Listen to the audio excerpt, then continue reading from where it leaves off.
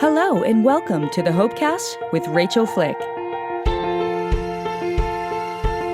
Rachael is a speaker, inspirational author, and an overcomer. As Rachael is walking through her own journey of grief, she's challenging others to persevere and overcome their own circumstances. Find out more at rachelflick.com. Here now is your host, Rachael Flick.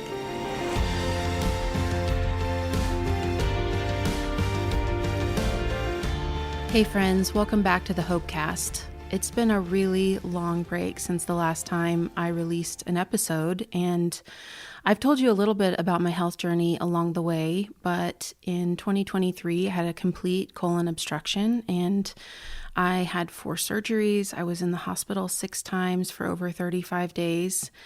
And I kept up where I could, and my amazing production team did everything they could to keep the Hopecast as smooth as possible. But there has definitely been a break in recording and producing the episodes. And so I just thank you for coming along this healing journey with me. And hopefully it's as honest as possible, because I know it's not clean, neat, or tidy in any way, and that you guys can understand the messy and the hard. And it's been messy and hard around here, but I'm really blessed today. I get to share someone who is one of my favorite people in the whole world. She's so incredibly dear to me.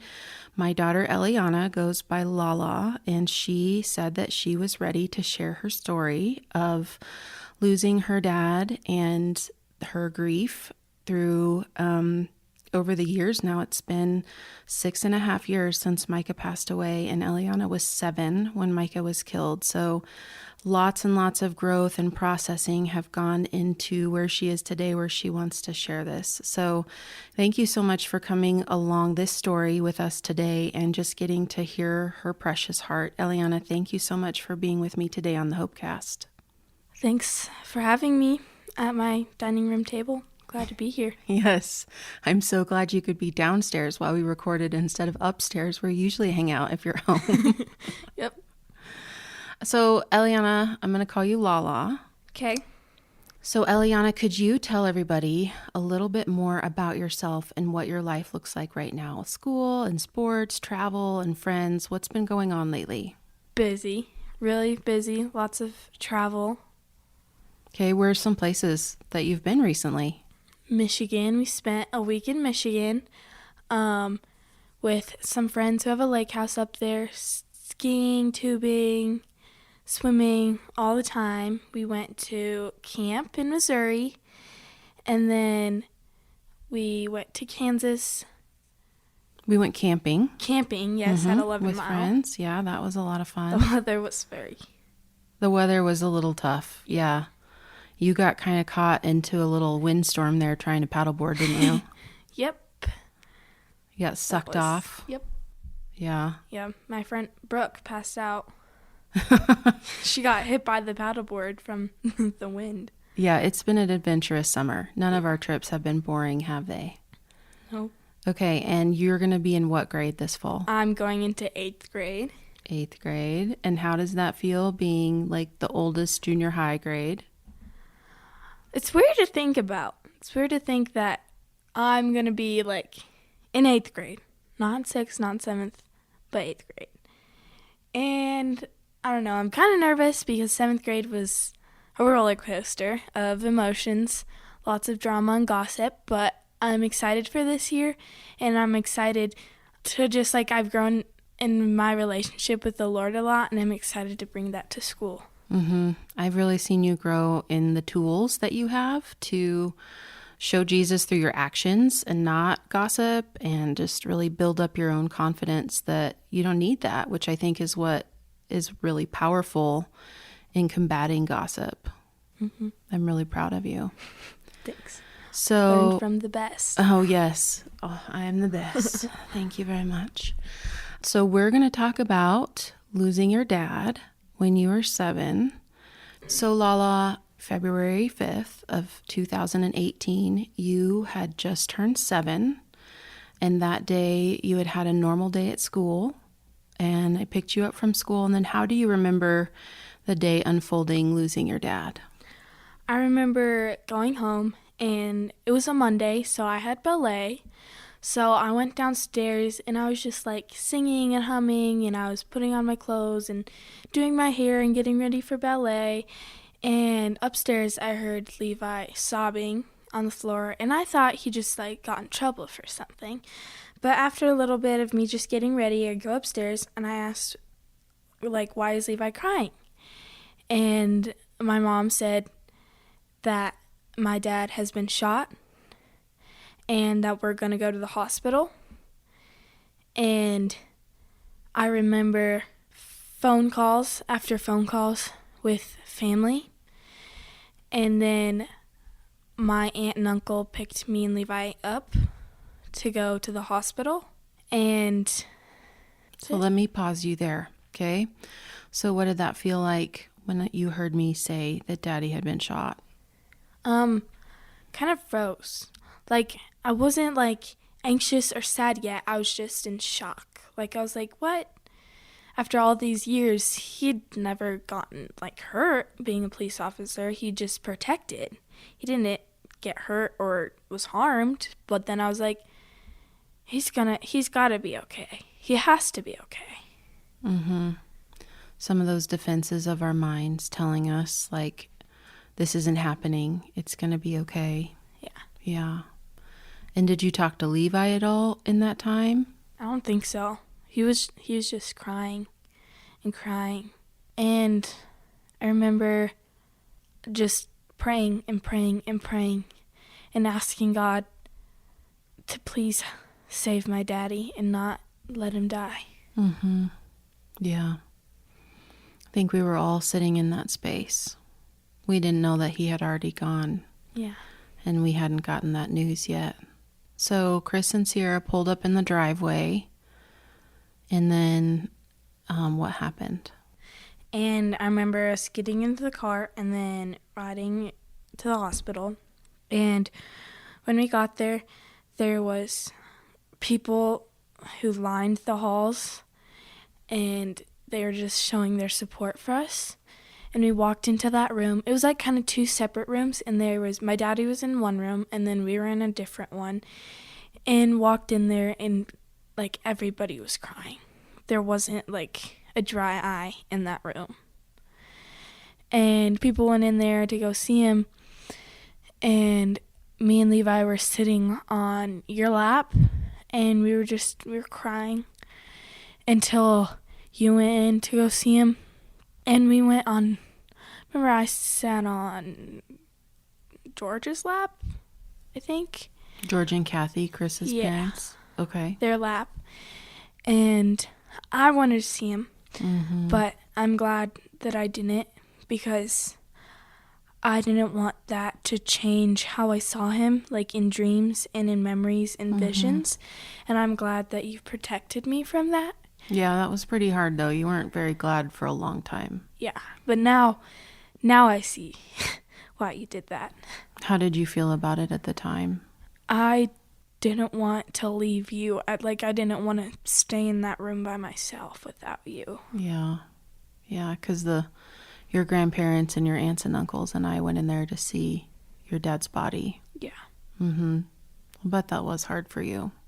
Yeah. Big feelings, huh? Yeah. So you were feeling kind of left behind while the family went in there to see Daddy. Do you remember before that when I told you that Daddy had died? Do you remember when you were sitting on my lap and I told you? Maybe a little bit, now that you mention that, yeah, but not like when I tell the story, not really. Okay. So that wasn't like a core part of your story? No. Okay. And then, was it like a couple hours that we were sitting there? Or we were at the hospital for about 2 hours, yeah.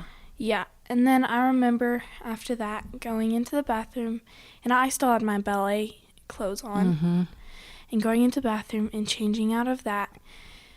And we got into, was it a limo, I think?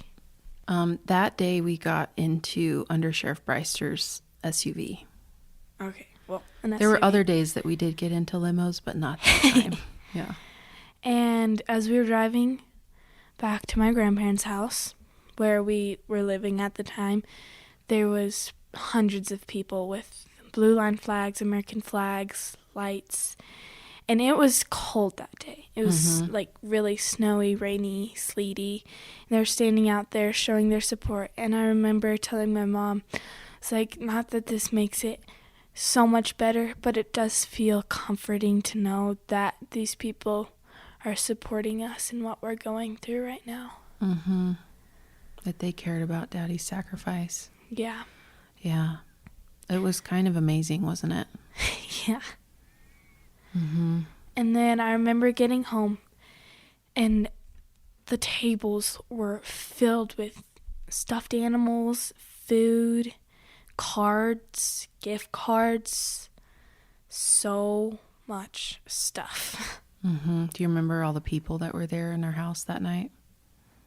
No. No. Okay. It's so interesting to hear what you remember and what I remember.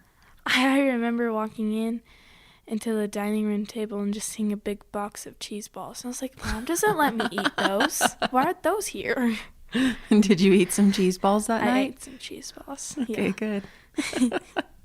That's funny.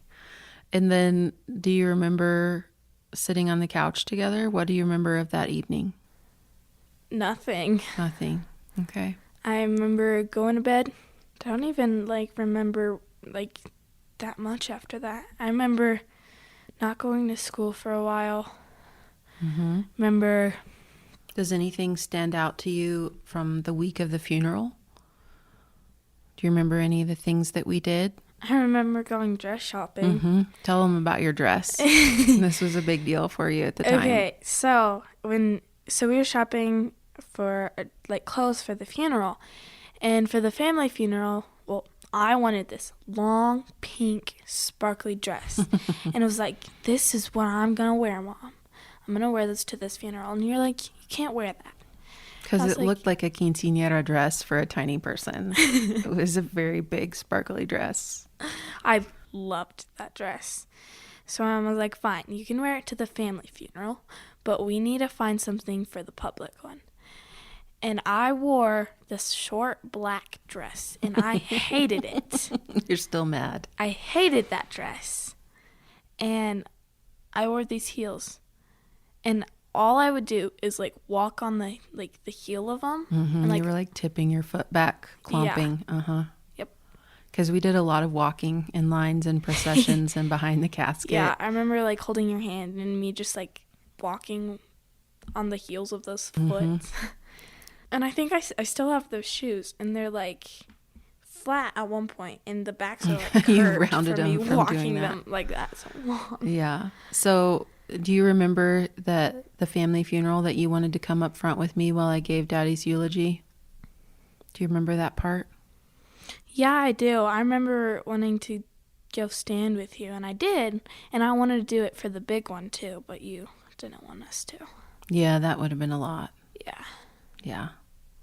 That was hard. That was upsetting for you when you didn't go up with me for the public one. Yeah.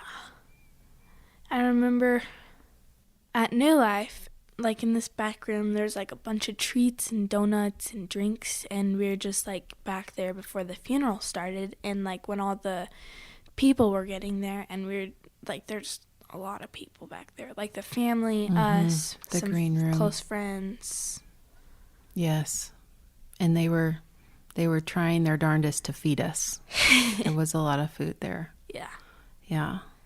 You know, one of the things I'm kind of impressed with is that you and Levi sat through 3.5 hours of that public funeral for your dad. Do you remember any of that? I remember you going up and talking. I remember Chris going up and talking. That's about it, though. Yeah. I just remember crying a lot. Yeah. It was very sad. Yeah.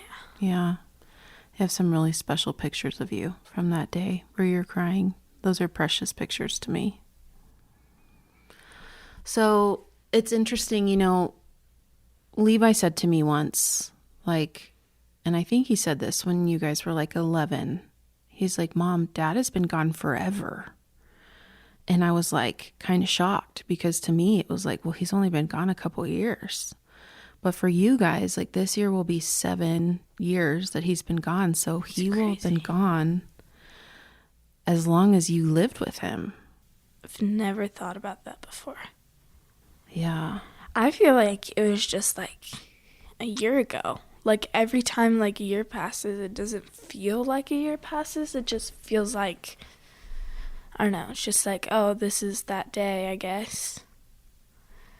But it keeps coming, but it doesn't feel like anything's changing.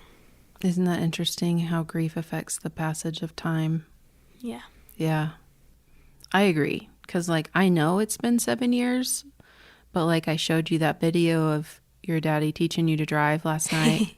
And I was like, no, that's Micah. Like, I could just step right back into that time with him, and there he is. Yeah. Like, him being gone for so long doesn't really make sense to my heart. It makes sense to my brain, but not my heart. Yeah.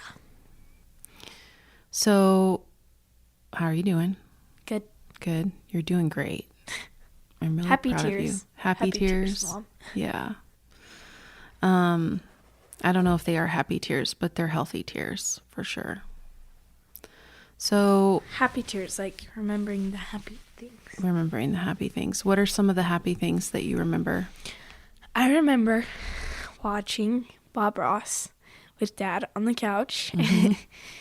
And actually this past year at camp, there was like a goat party, like the greatest of all time. And I dressed up as Bob Ross, like remembering watching Bob Ross with my dad on the couch. And I remember going, like, sitting at the table and, like, we picked something to draw and we'd, like, sketch it out on these sketchbooks and we'd, like, just, like, talk and draw together. Because I love, like, artist things and mabobs. And you dressed up as Bob Ross for camp. Yeah. For the goat party, the greatest of all time. Yeah. Yeah. He has a special place with you. Yep. Let's see, what else? Remember going to the track, like the football track with Levi and Daddy, mm-hmm. and like playing 500 with him. Mm-hmm. And I remember him teaching me how to ride a bike. And I remember, oh, this is kind of a weird memory, but I remember me, Levi, and him were on a bike ride, and Levi, like, skidded this dirt, and he was, like, all bloody and stuff. That was rough. Yeah. And us going home, and my mom rinsed him off in the sink. There's a lot of blood. Yeah, that was a bad fall. Uh-huh. Yep. Isn't it interesting the things that we remember? Yeah. And then the other people have different memories. That's really normal in grief, that some things are important to you that don't stand out to somebody else. Yeah, I've found that to be a lot when I talk to other people or see what was special to them. So I think we have enough content for another episode. Are you doing okay? Yeah. Okay. So how do you feel about going to part 2 of your grief journey? Good. Okay. So everybody, Eliana is going to continue recording for another episode, which I'm so proud of her for, as she processes and grows in her storytelling. And I want to thank you for staying with us in this story, and hopefully it is a blessing to you that you can see the difference in how kids experience their loss versus adults. And I'm sure a lot of you have kids out there who are going through grief, and you want to know how to connect with them and empathize with them. And I think Eliana does a great job of helping us see the world through those eyes. And so I'm looking forward to doing next week's episode together. So if you would rate, review, and subscribe to the Hopecast, that helps us push the message of hope to so many more people who are grieving and need to believe that hope is on the horizon. So thank you for doing that. Thank you for listening today, and I'm looking forward to connecting with you next week on the Hopecast with Rachael Flick. Bye. You've been listening to the Hopecast with Rachael Flick. To find out more, go to rachelflick.com. While you're there, you can book Rachael for your next speaking engagement. Her inspiring message will be sure to engage and touch the heart of your audience at your next conference, church event, or business function. Go to rachelflick.com to book her today. While you're online, you can discover more information about all of the platforms that this podcast is on. Also, be sure to click on the social media icons at the top of the page, and you will be directed to Rachel's social media sites. If you listen to the show on Apple Podcasts, we would appreciate if you would subscribe and leave us a review. Well, that's all the time we have for this episode. Thanks for joining us, and we will see you next time for another edition of the Hopecast with Rachael Flick.